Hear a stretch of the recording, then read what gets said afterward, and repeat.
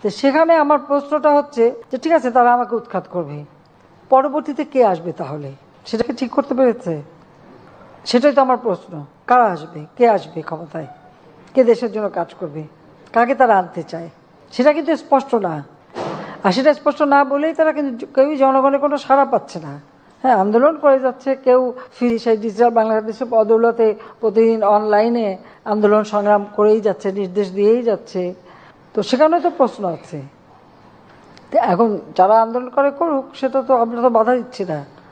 অবশ্য আমার মনে হয় আমাদের একটু নতুন পথ নিয়ে নেওয়ার একটা সম্ভাবনা দেখা দিয়েছে, যে আমরা যদি আমেরিকার স্টাইলে আন্দোলন বা আমাদের পুলিশকে যদি বলে দিই যে আমেরিকা পুলিশ যেভাবে মানে আন্দোলন থামায় সেটা অনুসরণ করতে পারে, সেটা করতে পারি।